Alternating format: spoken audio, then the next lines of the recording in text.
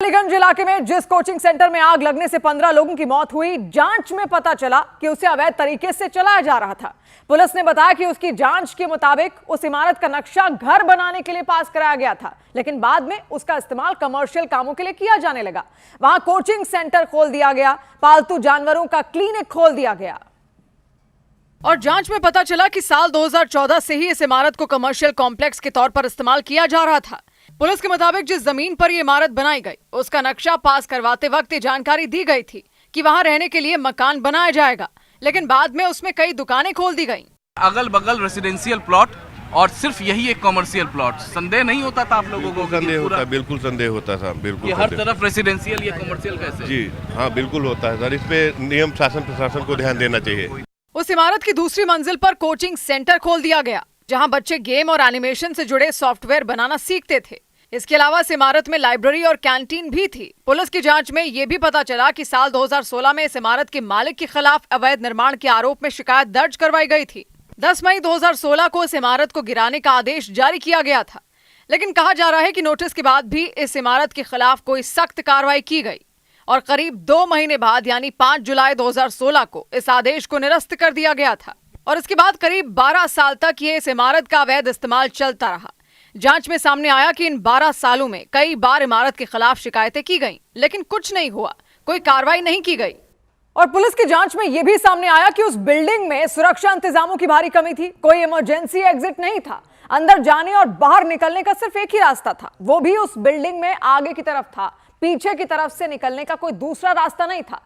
यही वजह रही कि आग लगने पर लोग उस बिल्डिंग से बाहर नहीं निकल पाए, क्योंकि जैसे ही उस बिल्डिंग में आग लगी, लोगों ने पीछे की तरफ भागना शुरू कर दिया, लेकिन पीछे की तरफ कोई रास्ता ही नहीं था। यही वजह रही कि वो लोग उस बिल्डिंग के अंदर ही फंस कर रह गए और दम घुटने की वजह से उनकी मौत हो गई। पुलिस ने बताया कि उसकी जांच के मुताबिक बिल्डिंग के पास ना तो फायर एनओसी था और ना ही आग बुझाने के लिए कोई ठोस इंतजाम।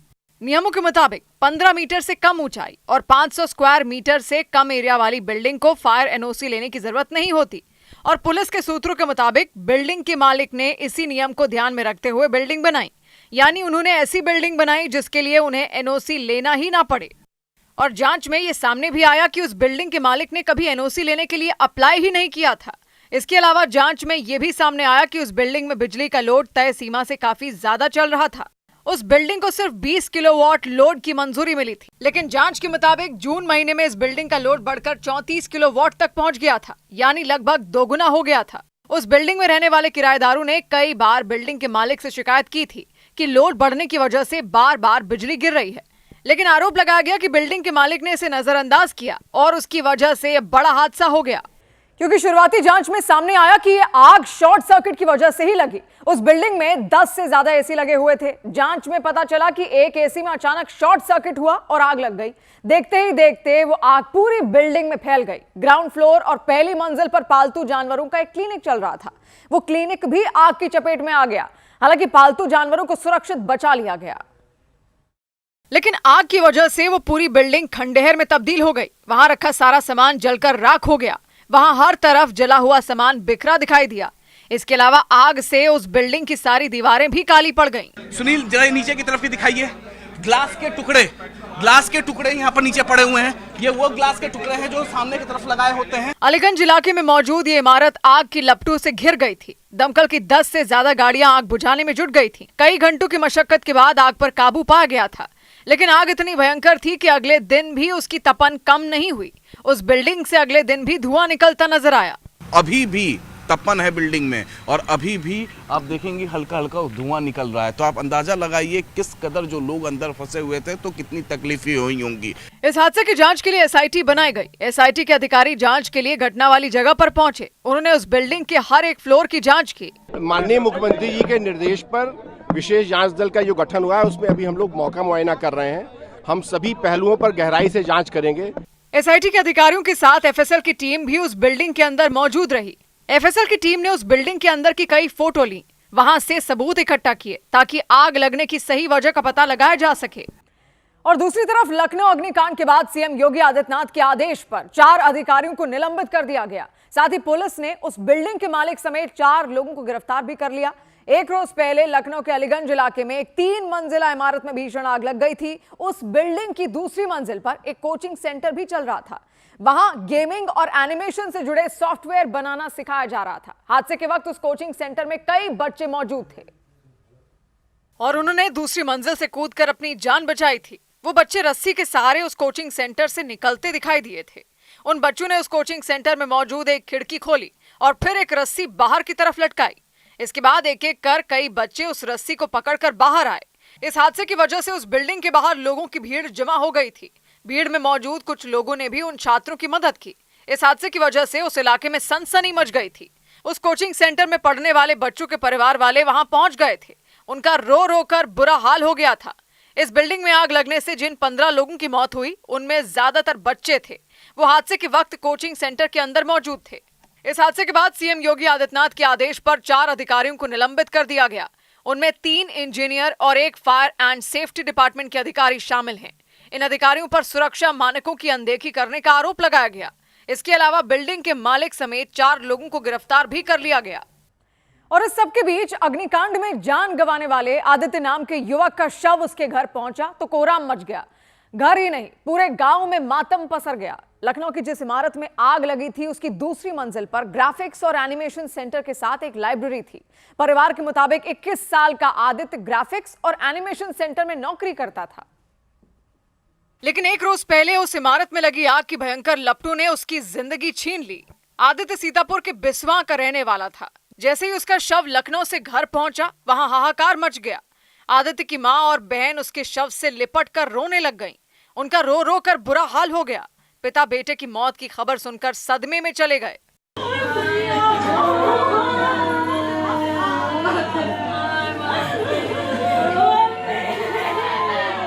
परिवार के लोगों का कहना है कि घटना के वक्त आदित्य के साथ उसकी बुआ का बेटा भी इमारत में मौजूद था। वो किसी तरह बच निकला, लेकिन वो सदमे में है।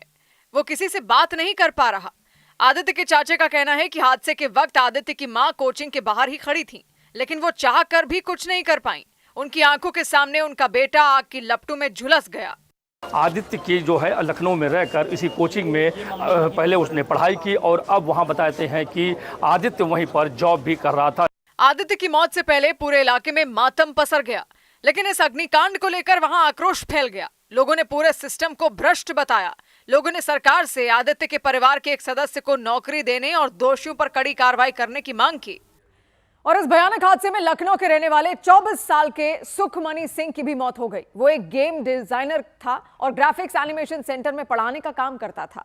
आग लगने के बाद वो भी दूसरे लोगों के साथ इमारत में फंस गया था। उसने आखिरी वक्त में अपने पिता को फोन किया था और इमारत में आग लगे होने की जानकारी दी थी। उसने पिता से मदद की गुहार लगाई थी, आग से बचा लेने की गुहार लगाई थी। सुखमणि सिंह के पिता के मुताबिक उनका बेटा बहुत डरा हुआ था।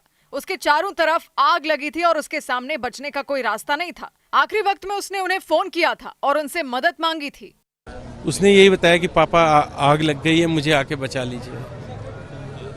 उसने बस मुझे फोन किया था, बस पापा मुझे बचा लीजिए, आग लगी। उसके बाद उसका फोन कट गया। हादसे में लखनऊ के ही रहने वाले नीलेश नाम के युवक की भी मौत हो गई। उसकी मौत से परिवार पर दुखों का पहाड़ टूट पड़ा। हादसे में नाराज लोगों ने सरकार से बुलडोजर एक्शन की मांग की। बुलडोजर एक्शन तो होना ही चाहिए। बाबा का है तो बुलडोजर एक्शन होगा। बुलडोजर एक्शन चाहते हैं आप? जी, बुलडोजर एक्शन होना चाहिए। इतनी बड़ी बिल्डिंग है, उन्होंने कोई व्यवस्था भी नहीं रखी। लखनऊ के केजीएमयू हॉस्पिटल के पोस्टमार्टम हाउस के बाहर तो कोहराम मचा है। हादसे में जान गंवाने वाले लोगों के परिवार वाले वहां चीखते चिल्लाते नजर आए। मेरे भाई को क्यों नहीं बचाया? मेरे भाई को क्यों नहीं बचाया?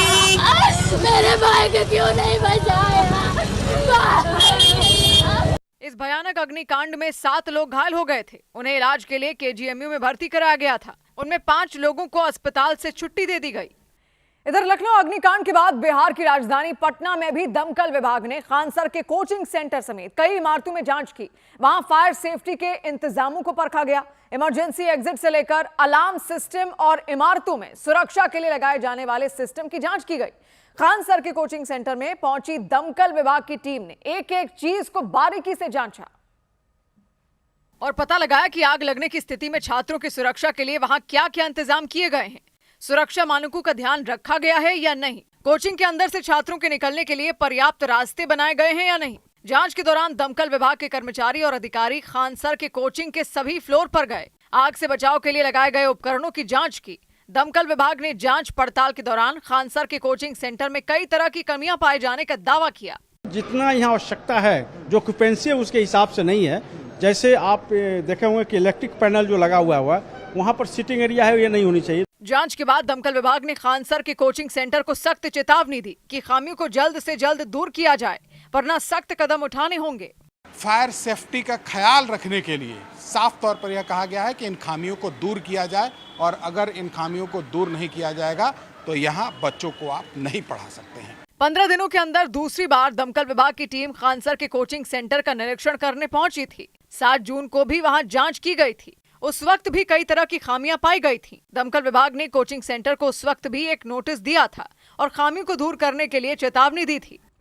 उधर लखनऊ अग्निकांड के बाद राजस्थान की राजधानी जयपुर में 8 कोचिंग सेंटर सील कर दिए गए।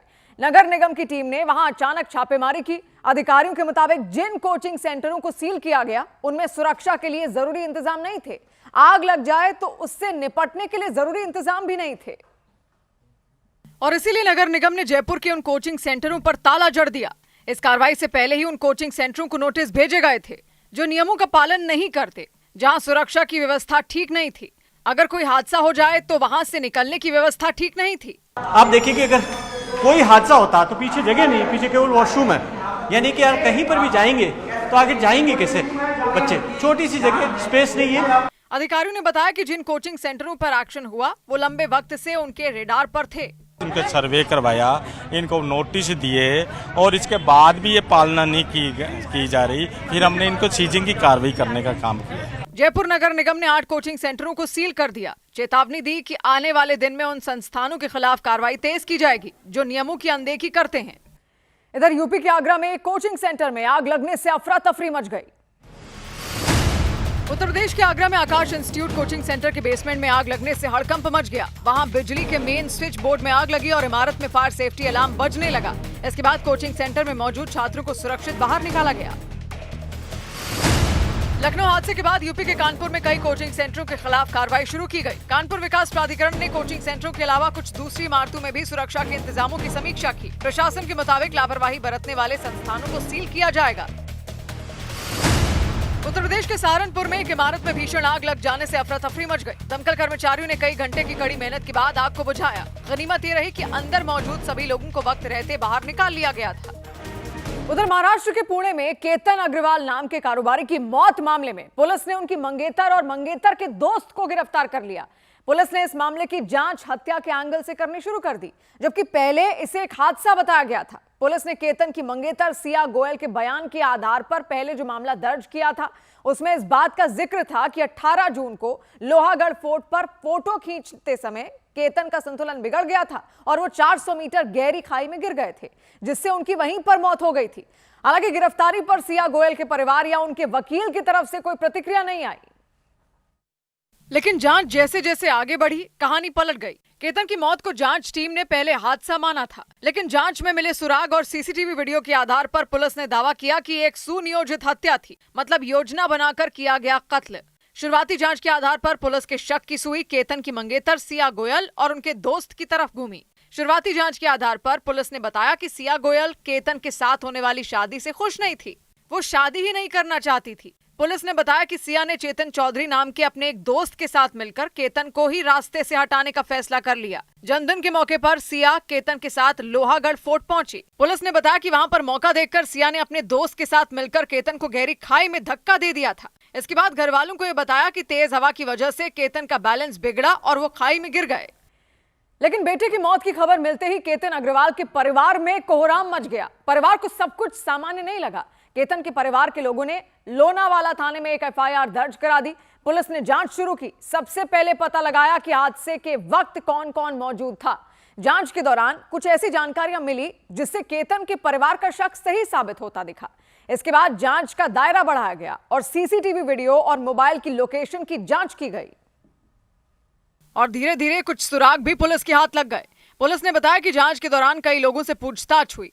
लोहागढ़ और आसपास के इलाकों के सीसीटीवी वीडियो खंगाले गए। एक वीडियो में एक संदिग्ध लड़का दिखाई दिया। पुलिस ने बताया कि उस लड़के की गतिविधियां संदिग्ध नजर आईं। वो लड़का गर्मी के मौसम में सिर को ढककर और चेहरा छिपाकर घूमता दिखा। पुलिस ने उस लड़के की पहचान की तो पता चला कि सिया गोयल का दोस्त चेतन चौधरी था। पुलिस ने बताया कि चेतन चौधरी और सिया गोयल एक दूसरे को कई साल से जानते थे। उनके बीच दोस्ती थी और वो एक दूसरे से प्रेम करते थे, लेकिन सिया के घर वालों ने उनकी शादी केतन अग्रवाल से तय कर दी थी। पुलिस ने बताया कि गिरफ्तारी के बाद की गई पूछताछ में सिया और चेतन चौधरी ने केतन की हत्या की बात कबूल कर ली थी। मर्डर का गुनाह हमने दाखिल किया है और इन दोनों को ताबे में लिया है और अधिक पूछताछ में इन्होंने कबूली भी दी है और अधिक तपास अभी चालू है। केतन अग्रवाल एक रियल एस्टेट कंपनी में डायरेक्टर थे। सिया के साथ उनकी शादी नवंबर में होने वाली थी। तैयारियां जोर शोर से चल रही थी, लेकिन सिया इससे खुश नहीं थी। इधर पंजाब के बठिंडा में एक बीजेपी नेता के क्लिनिक पर हमला हो गया। पंजाब के बठिंडा में बीजेपी नेता और डॉक्टर तरसेम गर्ग के क्लिनिक पर दो नकाबपोश बदमाशों ने पेट्रोल बम से हमला कर दिया। उस क्लिनिक के सामने ही आरएसएस का दफ्तर भी है। इस घटना के बाद पुलिस आरोपियों की तलाश में जुट गई।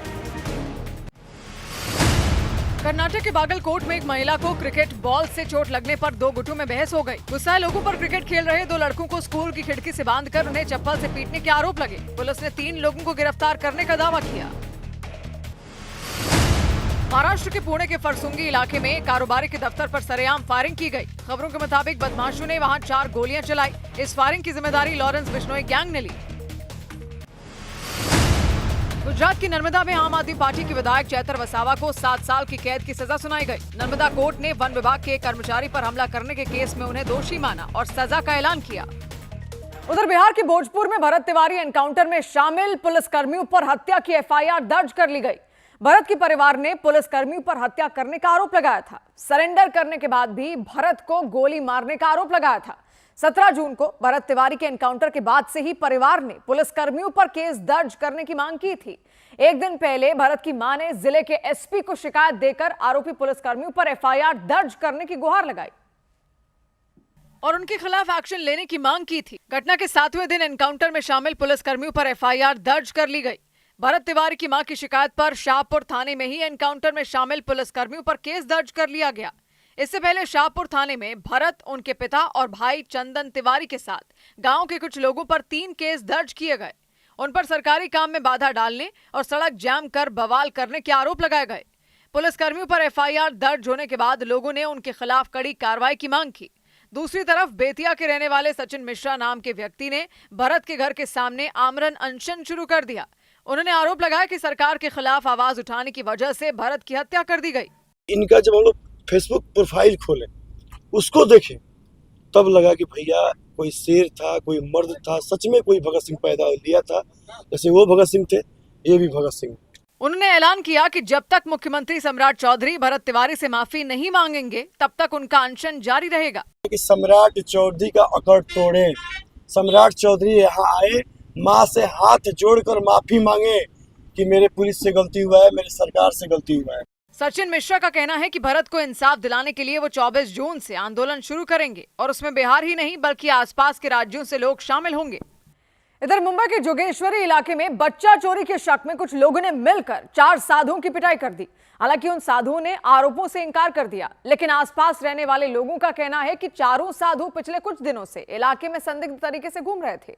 लोगों ने शक जताया कि चारों बच्चा चुराने की फिराक में थे और उसी दौरान लोगों ने चारों को पकड़ लिया। पकड़ने के बाद उनकी पिटाई शुरू कर दी। चारों साधु एक कार में बैठे हुए थे। लोगों की भीड़ उन्हें घेर कर खड़ी दिखाई दी। एक लड़का कार के आगे बैठे साधु के साथ मारपीट करता नजर आया। बाल खींचकर उनके चेहरे पर थप्पड़ मारता रहा। बीच बीच में उन्हें गालियां भी देता रहा। पानी अंदर था, पानी अंदर मिलता है कॉलोनी में, पानी कॉलोनी में मिलता है। श्री राम दे दे, आई ना है, अरे चोर है तुम लोग। गाड़ी में बैठे सभी साधु हाथ जोड़कर लोगों से रहम की भीख मांगते रहे। उनसे छोड़ देने की गुहार लगाते रहे। उन्हें इस बात का भरोसा दिलाने की कोशिश की कि वो चोर नहीं हैं, लेकिन लोगों पर उनकी गुहार का कोई असर नहीं हुआ।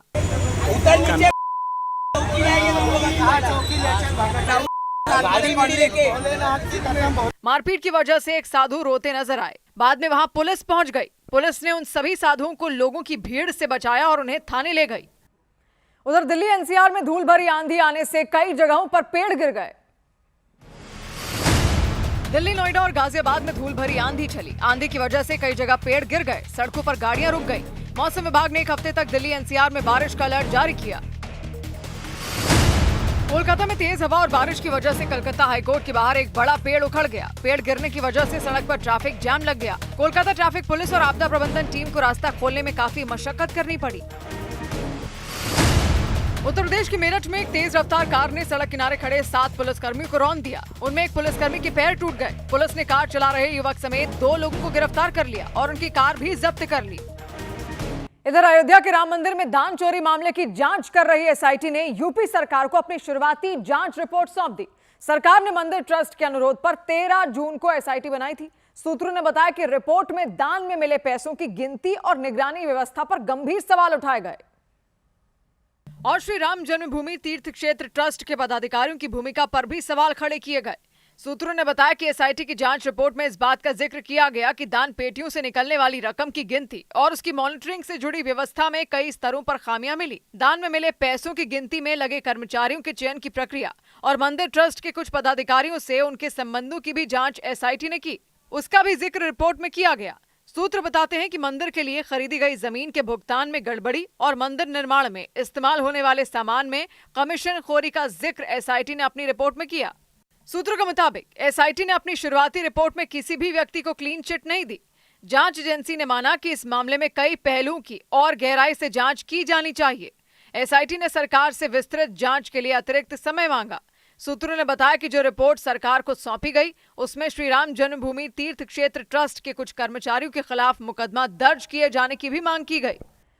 उधर उत्तर प्रदेश के वाराणसी में गंगा नदी में नाव पर बैठकर चिकन पार्टी करने के आरोप में पुलिस ने 5 लोगों को गिरफ्तार कर लिया। आरोप था कि उन लोगों ने गंगा नदी में ही नाव पर बैठकर न सिर्फ चिकन खाया बल्कि शराब भी पी।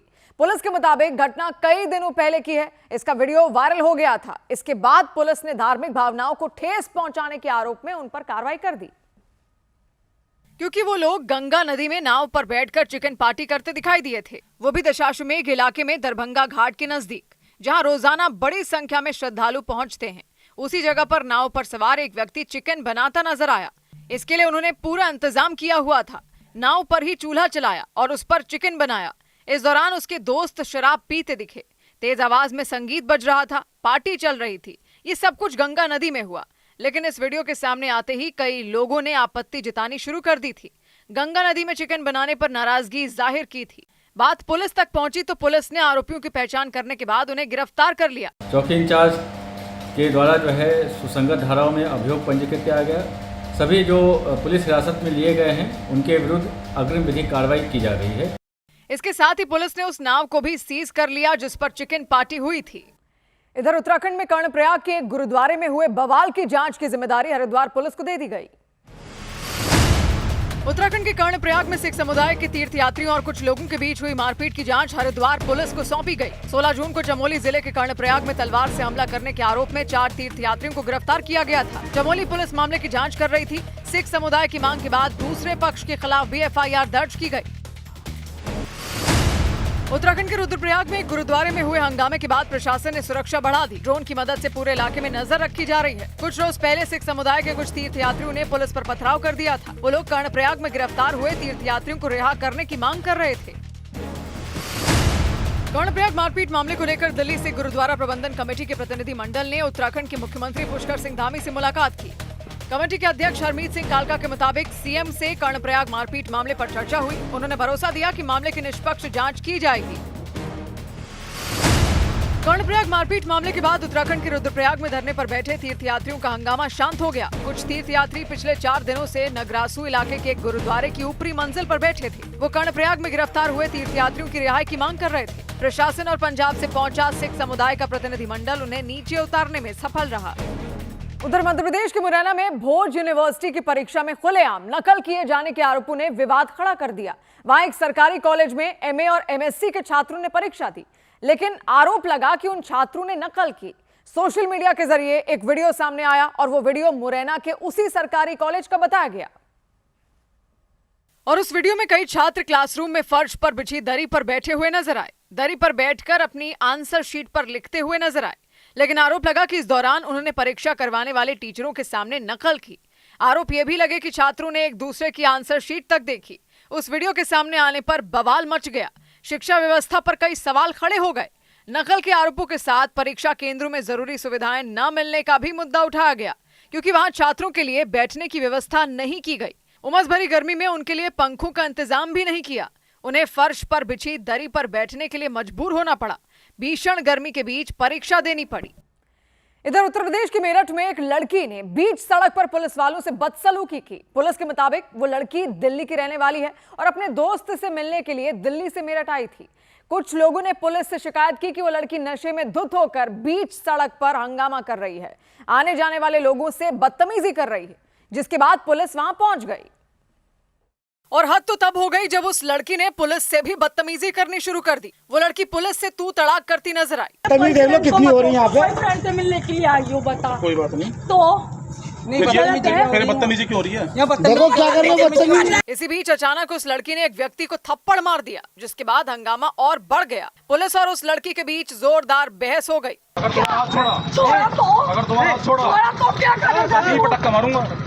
भाई समझ में? उस लड़की ने पुलिस के साथ जमकर गाली गलौज की। पुलिस ने आरोप लगाया कि वो लड़की नशे में धुत थी। वो ठीक से चल तक नहीं पा रही थी। वो सड़क पर लड़खड़ाती नजर आई। हमारे पास शिकायत नहीं है, तुम बदतमीजी कर रहे हो। मैंने तो सर जी इनसे बदतमीजी कोई वीडियो तो मेरे साथ बदतमीजी क्या किया मैंने? क्या किया है? वीडियो बनाएंगे।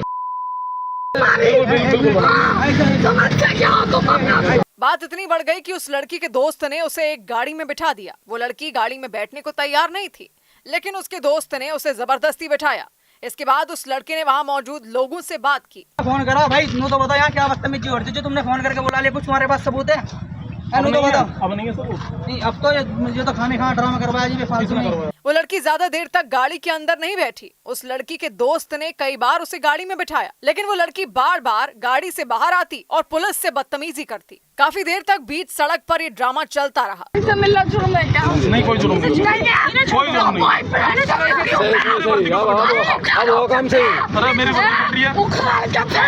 नहीं। इसके बाद महिला पुलिस कर्मियों की मदद से उस लड़की को काबू किया गया। इस मामले को लेकर पुलिस ने दोनों लड़का लड़की के खिलाफ केस दर्ज कर लिया और उनका चालान भी काट दिया।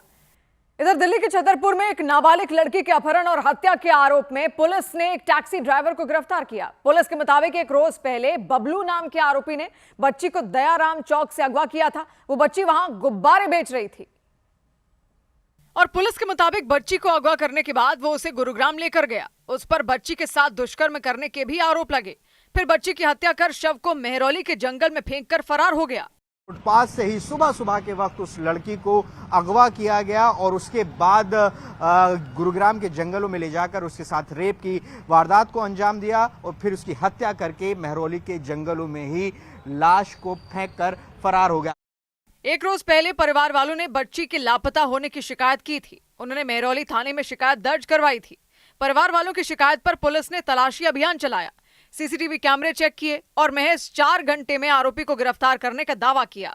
पुलिस के मुताबिक आरोपी ने पूछताछ में अपना जुर्म कबूल कर लिया। शुरुआती जांच में पता चला कि आरोपी ऐप बेस्ड टैक्सी चलाता था। उस वक्त वो नशे में था और उसके खिलाफ पहले से भी मामले दर्ज हैं। उधर गुजरात के अहमदाबाद में एक बेकाबू कार ने कई लोगों को कुचल दिया। एक व्यक्ति की मौत हो गई, 5 लोग गंभीर रूप से घायल हो गए। पुलिस की शुरुआती जांच में पता चला कि जो व्यक्ति उस कार को चला रहे थे उन्हें अचानक मिर्गी का दौरा पड़ गया। इससे कार का संतुलन बिगड़ गया और उस कार ने सड़क से गुजर रहे कई लोगों को रौंद डाला। वो कार अहमदाबाद की रखियाल इलाके में तेज रफ्तार से गुजरती हुई नजर आई। इस बीच वो एक ढाबे के नजदीक पहुंच गई और ढाबे के बाहर रखी कुर्सियों को टक्कर मारती हुई ढाबे के अंदर घुस गई। वहां टक्कर लगते ही कुर्सियां दूर जाकर गिरती हुई नजर आईं। उस कार ने सड़क से गुजरने के दौरान एक ऑटो रिक्शा को जोरदार टक्कर मारी। एक मोटरसाइकिल और कुछ स्कूटरों को भी टक्कर मार दी। इसके बाद वो वहां एक दीवार से टकरा गई। रखियाल इलाके में एक के बाद एक हुई इन भीषण टक्करों की वजह से चीख पुकार मच गई। बड़ी संख्या में लोग वहां पहुंच गए और सड़क पर भीड़ जमा हो गई। कुछ देर में पुलिस भी हादसे वाली जगह पर पहुंच गई। वहां हालात को काबू करने के लिए पुलिस को सख्ती बरतनी पड़ी। आनन फानन में घायलों को बचाने की कोशिश की गई, लेकिन गहरी चोट लगने की वजह से उनमें उस व्यक्ति की जान चली गई। इस बीच एम्बुलेंस बुलाई गई और घायल हुए लोगों को अस्पताल भेजा गया। इधर तमिलनाडु में शिक्षक भर्ती परीक्षा में गड़बड़ी के आरोपों के मामले में ईडी ने कई जगहों पर छापेमारी की। तमिलनाडु में शिक्षक भर्ती परीक्षा में हुई धांधली के मामले में ईडी की टीम ने बड़ी कार्रवाई की। ईडी की टीम ने चेन्नई, त्रिची, कोयम्बटूर और मदुरै में 18 ठिकानों पर छापेमारी की। कार्रवाई के दौरान शिक्षक भर्ती परीक्षा से जुड़े कई दस्तावेज जब्त करने का दावा किया गया। पश्चिम बंगाल के नादिया जिले के करीमपुर में टीएमसी नेता सब्यसाची दत्ता की करीबी टीना भौमिक के घर पुलिस की टीम ने छापेमारी की। पुलिस ने इस कार्रवाई के दौरान 3.5 किलो सोना बरामद किया। दिल्ली पुलिस ने पूर्व प्रधानमंत्री इंद्र कुमार गुजराल के बेटे नरेश गुजराल से हुई ठगी के मामले में एक आरोपी को पंजाब से गिरफ्तार करने का दावा किया। पुलिस के मुताबिक आरोपी का नाम नवनीत है। वो एक प्राइवेट कंपनी में काम करता है। पुलिस ने दावा किया कि ठगों ने उसके बैंक खाते में 15 लाख रुपए ट्रांसफर किए थे। मध्य प्रदेश के सतना में नौकरी से निकाले जाने के विरोध में एक बिजली ऑपरेटर खंबे पर चढ़ गए। उन्होंने आत्महत्या करने की धमकी दी। इसके बाद पुलिस और प्रशासन की टीम वहां पहुंची और बिजली ऑपरेटर को समझा बुझाकर नीचे उतारा। उधर पश्चिम बंगाल के हुगली में एक इलाके में पानी भरने और कचरा जमा होने से गुस्साए लोगों ने टीएमसी पार्षद पर अंडे फेंक दिए। मामला हुगली के डानकुनी इलाके का रहा। लोगों के मुताबिक लंबे वक्त से वहां सड़कों पर पानी भरा हुआ था। घरों से कचरा उठाने का काम भी बंद था।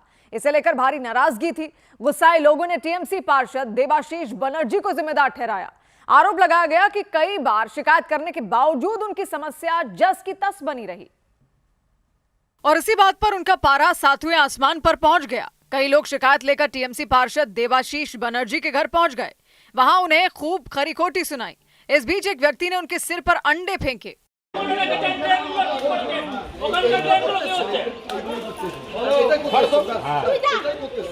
लोगों के गुस्से को देखते हुए टीएमसी पार्षद ने कोई विरोध नहीं किया। उन्होंने लोगों को समझाने की कई बार कोशिश की, कई दलीलें भी दी, लेकिन वो कुछ भी सुनने के लिए तैयार नहीं हुए। सड़कों पर पानी भरने और कचरा फैलने से नाराज लोगों ने उन्हें घेर लिया। कई महिलाएं भी उन्हें कोसने लग गईं। देखते ही देखते भीड़ बेकाबू हो गई। हालात बिगड़ गए। तब तक पुलिस की टीम वहां पहुंच गई। अधिकारी ने लाउडस्पीकर के जरिए लोगों को शांत कराया, चेतावनी दी कि कानून हाथ में लेने वालों के खिलाफ सख्त कार्रवाई की जाएगी। इसके बावजूद काफी देर तक गुस्साई भीड़ वहां जुटी रही। बहुत देर बाद पुलिस के मनाने पर वो शांत हुए। इसके बाद पुलिस कड़ी सुरक्षा में टीएमसी पार्षद को अपने साथ ले गई। इधर बंगाल के पश्चिम बर्धमान जिले में टीएमसी के एक नेता की गिरफ्तारी के बाद उनके खिलाफ चोर चोर के नारे लगाए गए। कुछ लोग उनके विरोध में सड़कों पर आ गए। टीएमसी के जिस नेता को पुलिस ने पकड़ा उनका नाम विजय सिंह है। उन पर अवैध तरीके से पत्थरों की खदान चलाने का आरोप है और इसी केस की पड़ताल के लिए विजय सिंह को उनके एक ठिकाने पर ले जाया गया। इस दौरान वो पैंट या पैजामा नहीं बल्कि शॉर्ट्स पहने नजर आए। जांच के बाद पुलिस वाले उन्हें अपनी गाड़ी तक ले जाने लगे। तभी कुछ लोग वहां पहुंच गए। उन्होंने नारेबाजी शुरू कर दी।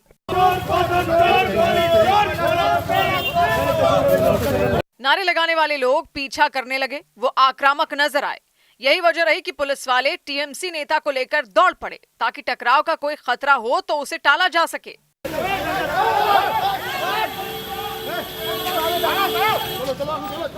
मामला पश्चिम बर्धमान जिले के सालानपुर थाना क्षेत्र का रहा। वहां विजय सिंह नाम के टीएमसी नेता पर आरोप है कि वो गैर कानूनी तरीके से पत्थरों की खदान चलाते हैं। पुलिस ने उन्हें गिरफ्तार किया तो इलाके के कुछ लोगों ने भी उन पर अपना गुस्सा निकाला।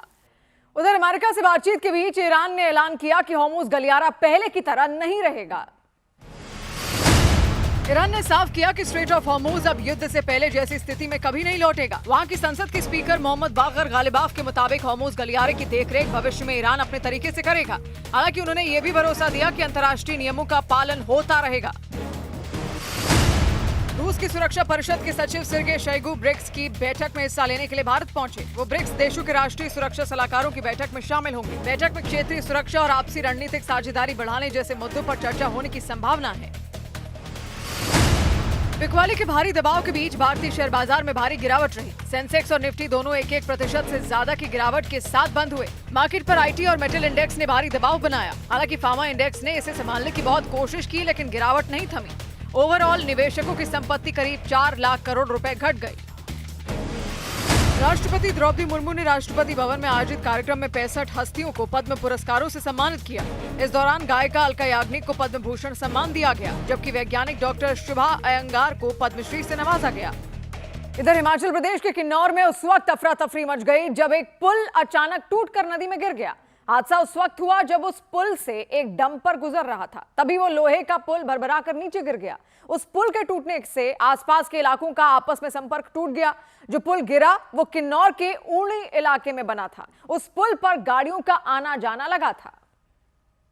और सभी गाड़ियां एक एक कर उस पुल से गुजर रही थीं, धीरे धीरे आगे बढ़ रही थीं। उन गाड़ियों के पीछे एक डंपर वहां पहुंचा। जानकारी के मुताबिक जो डंपर वहां से गुजर रहा था उसमें पत्थर भरे थे। डंपर उस पुल पर आगे बढ़ रहा था। वो रास्ता पार करके दूसरी तरफ पहुंचने ही वाला था, तभी वो पुल दोनों तरफ से टूट गया। पुल के टूटते ही डंपर भी नदी में गिर गया। उसका ड्राइवर डंपर के अंदर ही फंसा रहा। गनीमत रही कि उसकी जान बाल बाल बच गई। नदी में भी ज्यादा पानी नहीं था, इसलिए डंपर का ड्राइवर बाद में बाहर निकल आया। उधर महाराष्ट्र के अमरावती में एक व्यक्ति पर उनके ही बेटे और बहू ने गाड़ी से कुचलकर मारने की कोशिश करने का आरोप लगाया। जानकारी के मुताबिक उनके बीच लंबे वक्त से पारिवारिक विवाद चल रहा था। बेटे और बहू ने आरोप लगाया कि इसी विवाद की वजह से पिता ने पहले तो उनके रेस्टोरेंट को नुकसान पहुंचाया, इसके बाद सामने खड़े बेटे और बहू को भी रौंदने की कोशिश की। दिल दिला देने वाली इस घटना में वो दोनों घायल हो गए। लेकिन इससे पहले वो व्यक्ति गाड़ी लेकर उनके रेस्टोरेंट के सामने पहुंचे। वहां जाते ही उन्होंने गाड़ी की रफ्तार बढ़ा दी और सीधा जाकर रेस्टोरेंट के एक हिस्से को तोड़ दिया। शोर सुनकर उनके बेटे और बहू बाहर निकले, गुस्से से तमतमाए। बहू ने अपने मोबाइल फोन से गाड़ी का वीडियो बनाना शुरू किया। बेटे ने उन्हें रोकने की कोशिश की।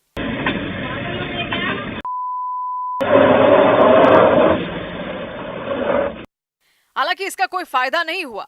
उन पर तो जैसे बदला लेने का खून सवार था। पहले सामने खड़ी बहू को गाड़ी से टक्कर मारी, वो पीछे की तरफ गिर गईं। खुद को किसी तरह संभाला, फिर बारी आई बेटे की। वो कार से बचने के लिए भागा तो आरोपी ने उनकी तरफ की गाड़ी बढ़ा दी।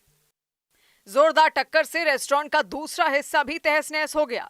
लोहे की जाली टूटकर गिर गई, गमले टूट गए। आवाज सुनकर आसपास के कुछ लोग दौड़ते हुए वहां पहुंचे। सबने मिलकर उस व्यक्ति को समझाने की कोशिश की ताकि वो और शांत हो सकें। बाद में बेटे और बहू ने पिता के खिलाफ थाने में शिकायत दर्ज करवाई।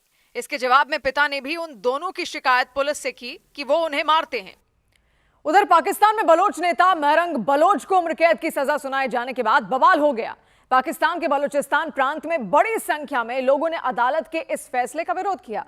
पाकिस्तान की शहबाज शरीफ सरकार पर गंभीर आरोप लगाए। महरंग बलोच को बलूचिस्तान की शेरनी भी कहा जाता है। वो लंबे वक्त से बलोच समुदाय की आवाज उठाने का काम करती आई हैं और इस समुदाय पर पाकिस्तान की सेना और सरकारें जो जुल्म ढाती आई हैं, जो अत्याचार करती आई हैं, उनके खिलाफ आवाज उठाने का काम करती आई हैं। इसीलिए महरंग बलोच की गिनती बड़े बलोच नेताओं में होती है। पिछले साल उन्हें नोबेल शांति पुरस्कार के लिए भी नामांकित किया गया था। हालांकि महरंग बलोच मार्च 2025 से ही जेल में बंद हैं। उन्हें भीड़ को भड़काने और हत्या की साजिश रचने के आरोप में गिरफ्तार किया गया था। महरंग बलोच ने जुलाई 2024 में ग्वादर में एक रैली की थी। आरोप है कि उस रैली में भड़काऊ भाषण दिए जाने के बाद उनके समर्थकों ने सुरक्षा बल की एक गाड़ी पर हमला कर दिया था। इस हमले में एक जवान की मौत हो गई थी। इसी मामले में महरंग बलोच को भी गिरफ्तार किया गया था। लंबी सुनवाई के बाद कोर्ट ने उन्हें दोषी माना और उम्र कैद की सजा सुना दी। लेकिन अदालत के इस फैसले का विरोध भी शुरू हो गया। महरंग बलोच के परिवार ने आरोप लगाया कि उन्हें न तो अपनी पसंद का वकील रखने दिया गया और न ही इस केस की सुनवाई ठीक तरीके से की गई। इसी के बाद महरंग बलोच के समर्थक भड़क गए। उनका आरोप है कि बलोच समुदाय की आवाज दबाने के लिए पाकिस्तान की सरकार अदालतों का भी सहारा ले रही है। इधर उत्तर प्रदेश के हरदोई में बन रहे एक पुल का हिस्सा गिरने से 3 मजदूर घायल हो गए। वो पुल हरदोई शाहजहांपुर रोड पर बन रहा था।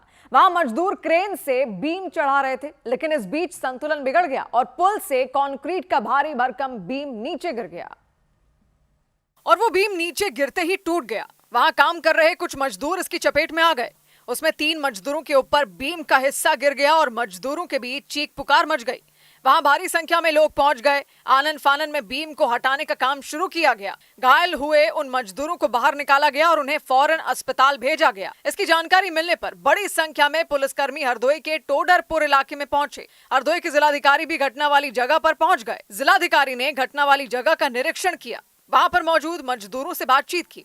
इस घटना के बाद जिलाधिकारी ने जांच के आदेश दे दिए और जांच के बाद दोषियों के खिलाफ कार्रवाई किए जाने का भरोसा दिया। मुख्यमंत्री योगी आदित्यनाथ ने इस घटना का संज्ञान लिया और उन्होंने घायल मजदूरों की हर संभव मदद के लिए अधिकारियों को निर्देश दिया। उधर आयरलैंड के खिलाफ होने जा रही वनडे क्रिकेट सीरीज में ऑलराउंडर नीतीश कुमार रेड्डी नहीं खेल पाएंगे। टीम इंडिया के ऑलराउंडर नीतीश कुमार रेड्डी चोट की वजह से आयरलैंड दौरे से बाहर हो गए। अफगानिस्तान के खिलाफ वनडे सीरीज के दौरान उनके बाएं जांघ की मांसपेशी में चोट लगी थी। 26 और 28 जून को आयरलैंड के खिलाफ 2 T20 मैचों की सीरीज होनी है। आयरलैंड सीरीज के बाद होने वाले इंग्लैंड दौरे पर भी नीतीश रेड्डी का जाना मुश्किल माना जा रहा है। Vaibhav Suryavanshi senior team India के साथ आयरलैंड और इंग्लैंड के दौरे के लिए रवाना हो गए। उन्हें टीम इंडिया की 3 नंबर जर्सी मिली। बीसीसीआई की ओर से उन्हें जर्सी होटल भिजवाई गई। सूर्यवंशी को जर्सी भारतीय टीम में थ्रो डाउन स्पेशलिस्ट रघु ने सौंपी। इधर सिक्किम के पाक्योंग में पहाड़ का एक बड़ा हिस्सा टूटकर सड़क पर गिर गया। वहां मलबे का ढेर लग गया। रास्ते पर बड़े बड़े पत्थर जमा हो गए। पहाड़ के मलबे की वजह से वो सड़क पूरी तरह से बंद हो गई। और यह हादसा रंगपो और रोराथांग के बीच हुआ। गनीमत ये रही कि उस वक्त वो सड़क खाली थी। वहां सिर्फ एक पुलिसकर्मी मौजूद थे। वो अपनी नाइट ड्यूटी खत्म कर घर जा रहे थे। तभी उनके सामने पहाड़ का बड़ा हिस्सा टूटकर सड़क पर गिरने लगा। बड़े बड़े पत्थर नीचे गिरने लगे, पेड़ नीचे गिरने लगे। ये सब देखकर वो डर गए। वो जान बचाने के लिए पीछे की तरफ दौड़े, अपने स्कूटर के पास पहुंच गए। लेकिन थोड़ी ही देर में पहाड़ से गिरा मलबा उन तक पहुंच गया। उनका स्कूटर मलबे की चपेट में आ गया। वो सड़क पर गिर गया। इस हादसे में बाल बाल उनकी जान बच गई। उधर लद्दाख के लेह में प्रथम सिंधु कुंभ के दूसरे दिन श्रद्धालुओं में गजब का उत्साह दिखा। एक रोज पहले इस कार्यक्रम की शुरुआत हुई। इसके साथ ही 30वीं सिंधु दर्शन यात्रा भी शुरू हो गई। साल 1997 में इस यात्रा की शुरुआत की गई थी और तब से हर साल सिंधु नदी के किनारे सिंधु दर्शन यात्रा का आयोजन होता है। प्रथम सिंधु कुंभ में शामिल होने के लिए लद्दाख के उपराज्यपाल वीके सक्सेना भी पहुंचे और उन्होंने श्रद्धालुओं और धर्मगुरुओं की मौजूदगी में सिंधु नदी में पवित्र जल अर्पित किया। इससे पहले श्रद्धालुओं ने कलश यात्रा निकाली, जिसमें बड़ी संख्या में महिलाओं ने हिस्सा लिया। 27 जून तक चलने वाले सिंधु कुंभ में 8 देशों के राजदूत भी शामिल हुए। अलग अलग देशों से सिंधु कुंभ में आए लोगों का वहां स्वागत किया गया। लेह में आयोजित हो रहे सिंधु कुंभ के लिए 156 देशों की नदियों का जल कलश में भरकर लाया गया। इसके बाद पूरे विधि विधान के साथ कलश में भरे गए जल को सिंधु नदी में डाला गया। कलश यात्रा के साथ ही वहां पर कई सांस्कृतिक कार्यक्रमों का भी आयोजन किया गया।